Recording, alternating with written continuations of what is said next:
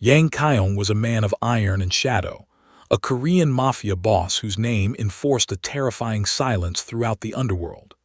In his world, privacy was a fortress protected by biometric locks and a reputation for zero mercy. But one night, as the weight of a crumbling empire and internal betrayal pressed against him, Kyung stepped into his private inner sanctum and heard a sound that didn't belong in a house built on blood. It was a soft, rhythmic cooing, a tiny, innocent giggle coming from the center of a room no one was allowed to enter. When he pushed open the door, his cold, observant eyes didn't find an assassin, but a little girl named Gina, sitting on his expensive carpet and smiling as if she had been waiting for him all along.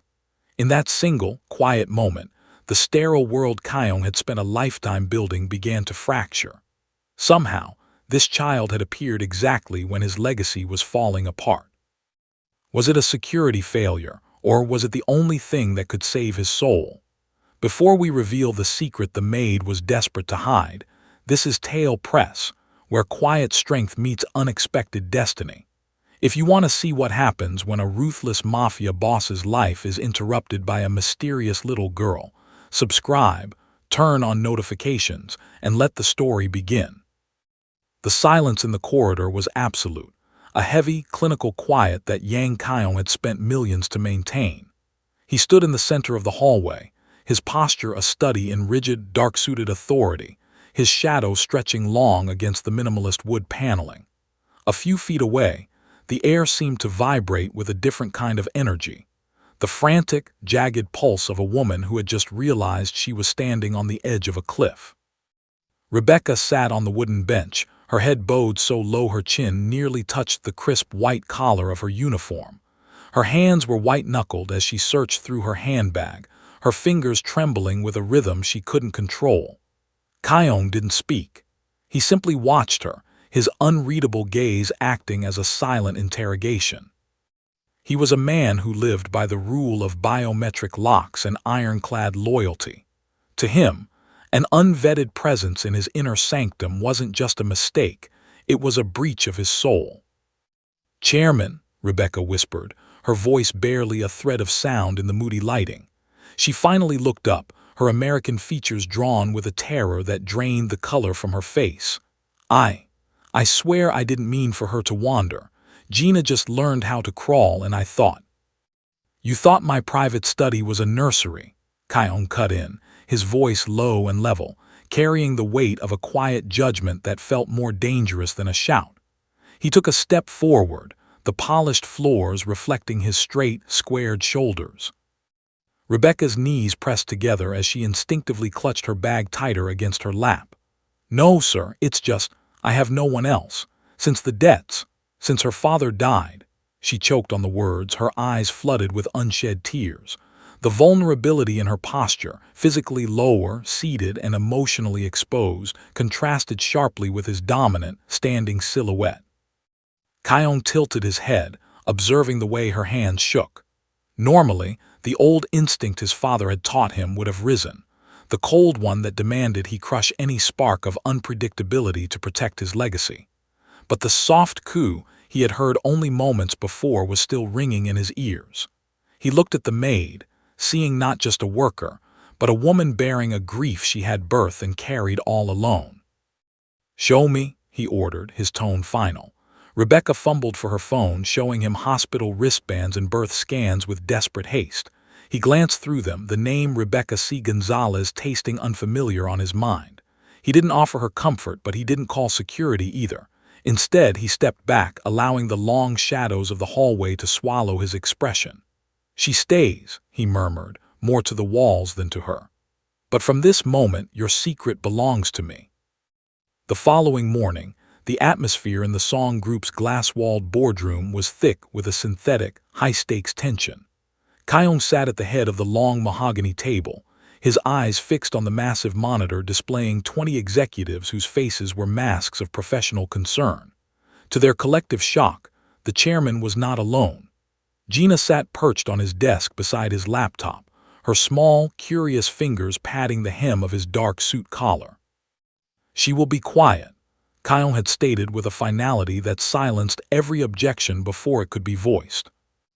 The CFO adjusted his glasses, his voice trembling slightly as he pulled up the data for Plan B, a third-party consulting deal that promised to salvage the Hanshin Dynamics collapse. Plan B is our most lucrative path, sir, the CFO urged, his eyes darting toward the other directors. It's the only way to protect the legacy. Kion leaned back, his thumb tracing the edge of his jaw as he prepared to nod his approval, the weight of his father's expectations pressing down on him like a physical burden. Just as the word of agreement reached his lips, a sharp, rhythmic sound echoed through the room. Clap, clap. Gina had stopped tugging at his sleeve and was now staring at the monitor, her face twisted into a serious, tiny pout as she smacked the desk with her palm. She turned her head away from the Plan B projections, her lips sealed shut in a defiant mimicry of Kion's own silent judgment. Kion paused, his eyes narrowing as he watched the child. "Is something wrong with Plan B?" he murmured, more to himself than the board. He glanced at the alternate proposal, Plan A, a smaller, less ambitious firm that his directors had dismissed as inexperienced. As he reached out and touched the folder for Plan A, Gina's face suddenly transformed, her lips spreading into an angelic, toothless smile as she clapped her hands hard twice. A wave of unease swept over the digital faces on the screen. The vice managing director stuttered, insisting that Plan A was a sentimental mistake. But Kion was no longer listening to him. He felt a shift in his chest, a strange, intuitive pulse that mirrored the child's fearless confidence. He realized then that while his directors were looking at the profit margins, Gina was reacting to something they couldn't hide, the cold, deceptive energy of a trap. "Send me both contract proposals again," Kion ordered, his voice cutting through the CFO's protestations with the force of a blade. He picked up the little girl, feeling her small weight against his chest like a shield. As he ended the meeting with a single keystroke, he looked into Gina's wise, sparkling eyes. She had just steered his empire away from a criminal ledge, and for the first time in years, the ruthless chairman felt he wasn't navigating the shadows alone. The office was cast in the amber glow of a setting sun, long shadows stretching across the gray carpet like the ghosts of the legacy Yang Kion struggled to uphold. He sat motionless in his leather chair, the silence of the room weighing heavily on him as he stared at a framed photograph of his father on the mahogany desk. His father had built the song group from nothing but debt and a stubborn refusal to break, surviving currency crashes, and the bitter stings of betrayal by men he once called brothers.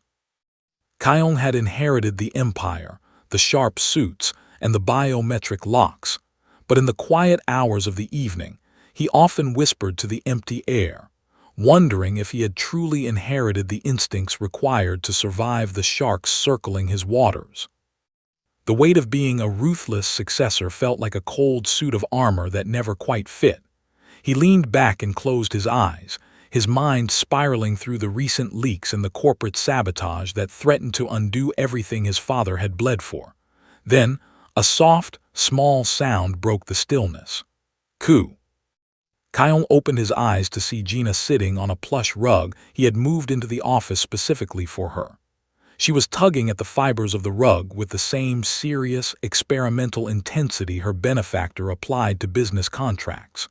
He crouched slowly beside her, careful not to startle the child who had become an unwelcome, yet unfamiliar, shift in his chest. "Do you have any idea who I am?" he murmured, the words rougher than he intended.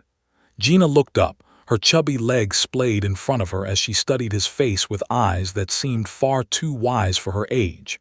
She reached out a tiny hand, her fingers curling experimentally toward his collar. As he leaned closer, the child's lips moved, and a sound barely louder than a breath escaped her. "Pa," she whispered. The word hit Kion with the force of a physical blow, ringing in his ears and shattering the cold exterior he had spent decades perfecting. It was a title he had never expected to hear, an echo of the loyalty his father had always demanded, yet found in the most improbable of places. Something shifted deeply within him, an ache of vulnerability he had buried under years of iron-fisted control. He didn't know how to react, but as Gina smiled at him, fearless and expectant. The chairman of the song group realized that his father's legacy wasn't just about the buildings or the billions. It was about who he was willing to protect. The following week, the air in the song group headquarters felt thin, vibrating with a static energy that only Yang Kyung could decode. The chairman sat in the dim light of his monitors, his face a mask of controlled, authoritative restraint as he reassessed the encrypted files Gina had intuitively flagged. What had begun as a whisper of corporate sabotage was now a roar of unmistakable evidence. A complex web of corporate espionage had been woven right under his nose by the people he had trusted to guard the gates. The investigation revealed a rot that went deeper than simple greed. The vice managing director, along with Kyung's own secretary of 4 years, had been orchestrating a massive leak of internal projections to force the adoption of Plan B. The third-party firm tied to that proposal was not a legitimate partner, but a front for a known laundering network in Macau, a criminal trap designed to trigger a government indictment that would have dismantled the song group forever. Kyung leaned back, the blue light of the screen highlighting the sharp, squared set of his shoulders. He realized with a cold clarity that if he had followed his own initial, untouchable logic, he would have signed his own downfall. The legacy his father had built from debt and stubbornness would have been sold for scraps, the family name dragged through the mud of a criminal scandal. Beside him, Gina was busy tugging at a loose thread on his sleeve, her eyes bright and fearless, completely unaware of the storm she had prevented. She was the catalyst, a brilliantly savvy guide who had appeared exactly when his professional world was falling apart. Kyung reached out and let the child's tiny fingers wrap around his thumb, the unwelcome, unfamiliar shift in his chest growing into a profound sense of debt. The CFO stood before the desk, his face pale and drained of color as he summarized the findings. If you hadn't demanded the reevaluation of Plan A, sir, if you had chosen Plan B, we would be facing a total collapse today. Kyung did not respond immediately. He simply looked at Gina, acknowledging the silent truth that his father's empire hadn't been saved by a board of directors or a team of lawyers. It had been saved by the innocent intuition of a child he was supposed to have evicted. The time for observation was over. The time for a mafia boss's retribution had arrived.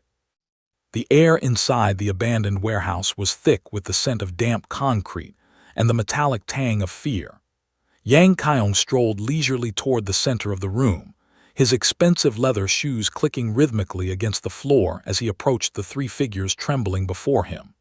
Their faces were bloodied and swollen, their bodies shivering under the harsh, flickering overhead light as they looked up at the man who held their lives in his hands.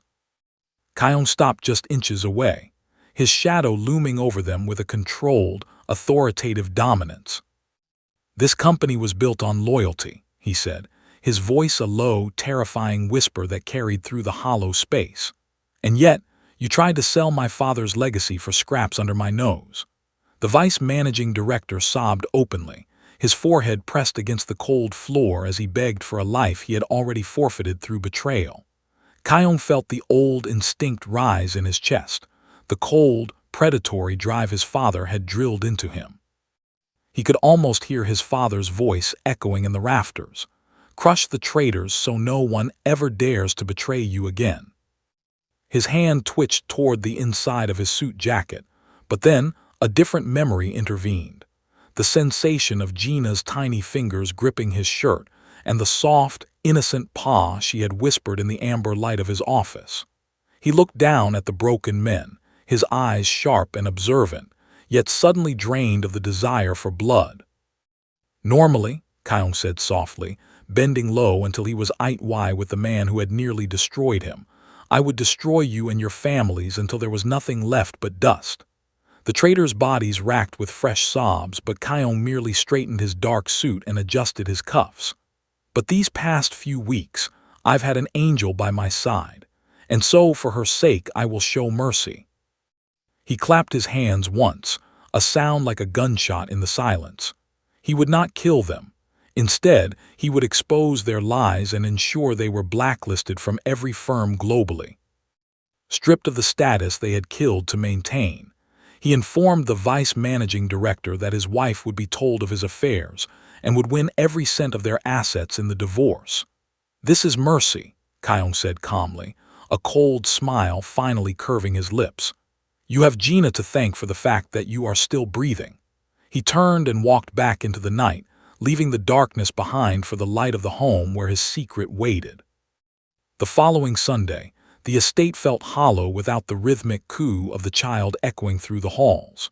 Driven by a restless curiosity, Yang Kyung obtained Rebecca's address and ordered his driver to change course toward the city's edge.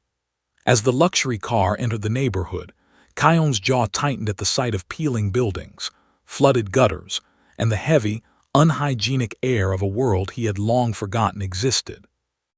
He stepped out into the humid heat, just as the sound of shouting erupted from a nearby stairwell. An angry, sneering man stood in a cramped hallway, violently throwing cardboard boxes into the corridor while Rebecca stood before him, her shoulders drawn in as she clutched Gina to her chest. The child was screaming, her tiny face red with terror. "You're 5 months behind," the man bellowed, his voice bouncing off the damp walls. "Someone else is moving in today." Kyung rushed forward, his dark-suited silhouette cutting through the shadows as he stepped between Rebecca and her tormentor. The landlord blinked, caught off guard by the calm, authoritative man now standing in his hallway. "Who are you?" he snapped. Kyung didn't bother to answer him directly. He looked at his driver and gave a curt nod. "Pay him," he ordered, his voice carrying the weight of a final judgment. Turning to Rebecca, his gaze softened as he saw her eyes flooded with unshed tears. "You're not staying here," he said, his tone tight with a stinging sensation in his chest. "I'm trying my best," Rebecca whispered, her throat heavy. "This is what I can afford." Kyung didn't wait for further explanation.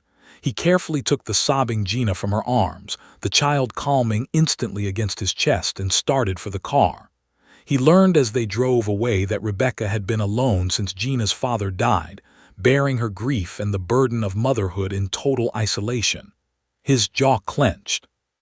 He didn't need words to understand the hesitation in her voice or the depth of her struggle. "I'll help you," he announced, cutting off her protests before they could start. "You will accept it. I am doing this for Gina." Rebecca nodded once, her gaze fixed on the window as the luxury car carried them toward a fortress of iron and shadow that was slowly becoming a home. The house was far too quiet in the hours before their arrival, a vast expanse of marble and glass that suddenly felt empty. Yang Kyung stood in the center of the living room of the guest annex, a space that had remained untouched and shrouded in dust for the 2 years since he had built his estate. He was a man who never hosted guests, let alone those who might prolong their stay. Yet now he watched with a calm, observant eye as his staff transformed the sterile room. Sunlight poured through the floor-to-ceiling windows, illuminating the arrival of a crib, a playpen, and bags full of clothes. Rebecca stood awkwardly near a couch, clutching Gina's diaper bag like a shield, her expression guarded and serious as she watched the whirlwind of activity. "This is too much," she whispered, her voice barely carrying across the polished floors. Kyung adjusted his tie, his posture straight and authoritative as he looked away from her, unable to admit the unwelcome, unfamiliar fondness taking root in his chest. "It's temporary," he lied, the words sounding hollow even to him. But Gina did not share her mother's hesitation. As soon as Kyung set her down, she began to crawl with a startling vigor around the newly baby-proofed room. She moved directly toward the massive glass wall, pressing her tiny, star-shaped hands against the transparent barrier as she peered out at the sprawling estate. "Ooga," she cooed, her fearless spirit undeterred by the grandeur. Kyung's heart seized for a split second. "Careful," he murmured, stepping forward to scoop her up instinctively before she could topple over. He held her against his dark suit, noticing how she fit against his chest as if she belonged there. On the floor, she discovered a miniature toy piano the staff had placed near the playpen. She slammed her hand down on a key, then another, the discordant notes ringing through the room like a celebration of her new territory. Kyung crouched beside her, watching her thoughtfully as she offered him a cherubic smile. In the reflection of the glass, the ruthless mafia boss looked less like a man of iron and more like a silent guardian, building a fortress not to keep the world out, but to keep this small light in. 2 days later, security cleared the entire luxury baby boutique before the black sedan even came to a halt. Yang Kion led the way into the store, his presence commanding and stoic, while Rebecca followed behind, looking mortified by the sheer scale of the intervention. "This is unnecessary," she whispered, clutching her handbag tightly as she surveyed the rows of designer clothes and hand-carved toys. Kion ignored her protests with a calm, practiced restraint. He was no longer just observing a maid and her child. He was evaluating a future. He crouched and placed Gina on the neat, polished floor of the boutique. To test a theory that had been forming in his mind, he reached for two distinct items: a luxury, intricate dollhouse and a sleek, miniature electric sports car. He placed them a few steps away from the child. "Choose," he commanded softly, his eyes sharp and expectant. Gina stared at both objects for a long moment, her serious eyes moving between the dollhouse and the car. Finally, she began to crawl toward the car, and a faint, satisfied smile touched Kion's lips. "Oh, you like fast cars," he murmured. But then, to the absolute surprise of everyone watching, Gina didn't stop. She reached the car, gripped it, and then pivoted with startling determination toward the dollhouse, dragging both toys back toward herself with a triumphant giggle. A booming laugh erupted from Kion, a sound so rare it seemed to startle the very air in the room. He stood up and turned to the confused Rebecca. "When most people see a $100 bill and a $10 bill on the floor, they are wired to pick only one or none at all," he explained, his voice carrying the authority of a man who owned the world. "But if you're going to make a choice, why not pick both notes?" He looked back at Gina, his expression softening into one of profound respect. "She is a genius. She is destined for greatness." That evening, standing on the balcony of the estate, Kion turned to Rebecca as the sun dipped below the horizon. The child had saved his legacy, but more importantly, she had reclaimed his soul.